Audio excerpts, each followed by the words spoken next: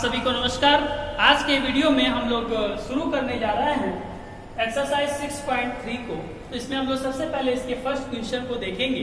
आप अपने बुक में देखेंगे तो इसका फर्स्ट क्वेश्चन दिया हुआ है, उसके लिए एक आकृति यह बनी हुई है इस तरह की, और इसमें दिया क्या है कि त्रिभुज PQR,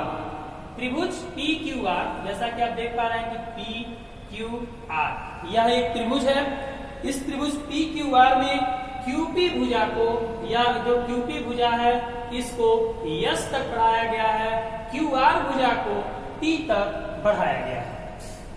फिर कह रहा है कि यदि SPR बराबर 135 डिग्री, SPR यह कोण का मान 135 डिग्री है और PQT इस कोण का मान 110 डिग्री है, तो हम लोगों को ज्ञात करना है PRQ, यानी यह कोण पता करना है।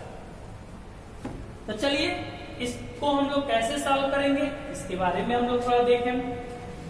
आप देखिए कि अभी हम लोगों ने पढ़ा था बहिष्कोण प्रमेय। तो बहिष्कोण प्रमेय में हमने बताया था कि अगर कोई त्रिभुज है, उस त्रिभुज की किसी एक भुजा को आगे तक बढ़ाया जाए तो बाहर बना कोण यानी जो बहिष्कोण होता है उसका मान अंतःअभिमुख कोणों के योग के बराबर होता है।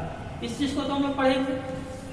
मतलब यह है कि यहां से देखें तो 110 डिग्री यह जो आप देख रहे हैं एंगल का वैल्यू दिया है, यह बराबर होगा किसके मान के? यहाँ के मान के और यहाँ के मान के। और अगर हम इस 135 डिग्री को देखते हैं तो यह किसके बराबर होगा? इसके मान के और इसके मान के। क्लियर है? ये तो आप समझ रहे हैं इस बात को। तो चलिए हम किसी एक को लेते हैं और किस तरह से इसको सॉल्व करते हैं इसको हम लोग पहले ध्यान दें। चलिए हम लोग मानते हैं कि जो यहाँ पर एंगल बना है, यहाँ भी एंगल एक बना है, इस एंगल की जो वैल्यू है हमें नहीं पता। तो हम लोग ये करते हैं सोल्यूशन में कि हम लिख सकते हैं कि चूंकि आप यह देख रहे हैं कि जो SQ है यह एक सरल रेखा है, तो हम लोग लिखें कि SQ सरल रेखा है, सरल रेखा है, यह एक सरल रेखा है। सरल रेखा होने की वजह से हम लोग लिख सकते हैं कि कोण QPR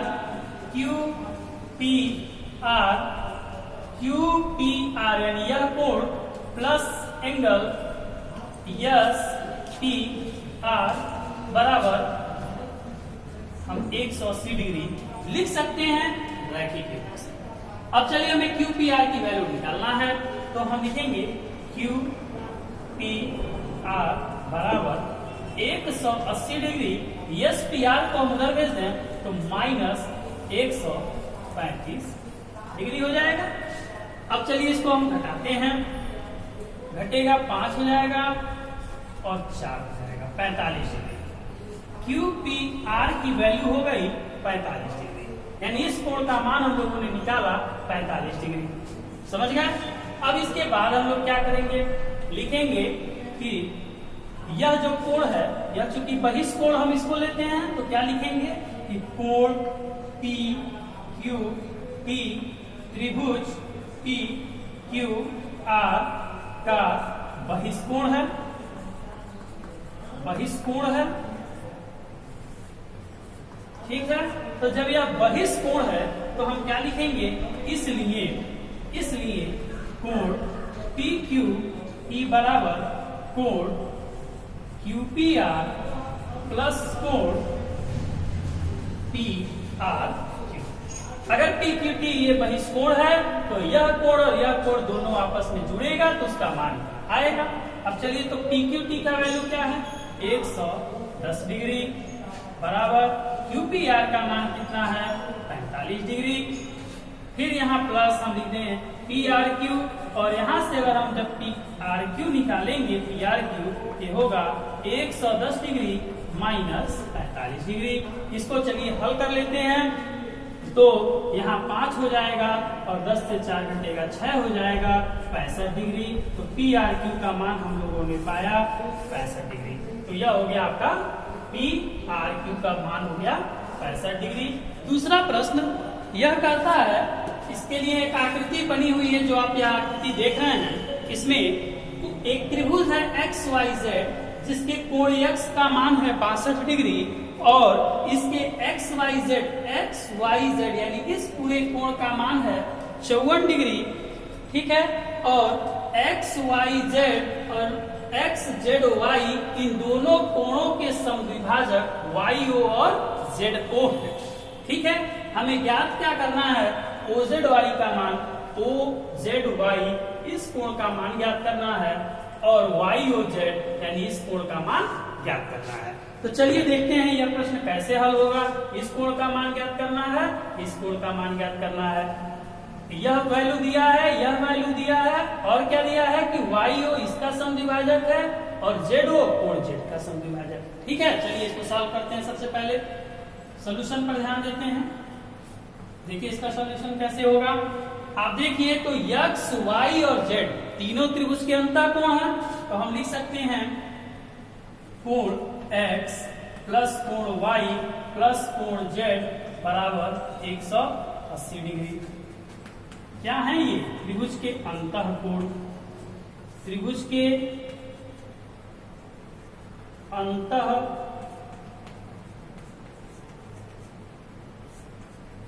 अंतःकोण है, ठीक है। चलिए मान रख दीजिए x का मान कितना हो जाएगा 62, y का मान कितना हो जाएगा 54 डिग्री और z का मान नहीं पता है, चलिए निकालते हैं। तो z का मान हो जाएगा 180 डिग्री और ये दोनों टर्म इधर जाके माइनस होगा, इधर पहले ये जुड़ के इधर जाके घट जाएगा, तो जुड़ेगा तो यहाँ 6 हो जाएगा और 6 5 11 यहाँ हो जाएगा 116 डिग्री, ठीक है। इसे हम अगर घटाते हैं तो हमारा z का मान कितना आता है, आप देखिए यहाँ 4 हो जाएगा और 7 से 1 जाएगा तो 6 यानी 64 डिग्री। z का मान कितना आया 64 डिग्री, यानी इस पूरे कोण का मान आ गया 64 डिग्री, पूरे कोण का मान आया 64 डिग्री। यहाँ तक आपको बात समझ में आ गई। अब क्या क्वेश्चन हमको निकालना है, इस कोण का मान निकालना है। तो आप ध्यान दीजिए कि यह पूरा z का मान, इस पूरे कोण z का मान निकाल दिए हम लोग 64 डिग्री। OZ क्या कर रहा है, इसको आधा कर रहा है, आधा आधा भागों में बांट रहा है, क्योंकि समद्विभाजक है, इस कोण का मान और इस कोण का मान बराबर है। तो हम क्या लिखेंगे, लिखेंगे कोण OZY बराबर, OZY किसके बराबर होगा, कोण Z बटा 2, क्योंकि समद्विभाजक आधा कर रहा है 2 का भाग दे देंगे।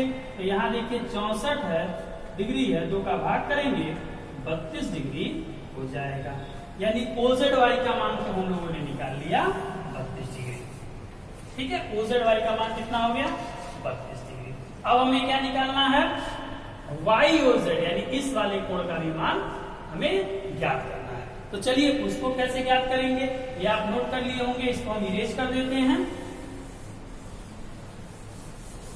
अब देखिए वहां क्या होगा, आप देखिए जो कोण y है हमें ये निकालना है, तो यह एक देखिए त्रिभुज बन रहा है ना, OYZ एक त्रिभुज बन रहा है। तो इस त्रिभुज के भी 3 अंतःकोण होंगे, तो एक अंतःकोण ये हो गया, एक अंतःकोण ये हो गया और एक अंतःकोण ये वाला हो जाएगा।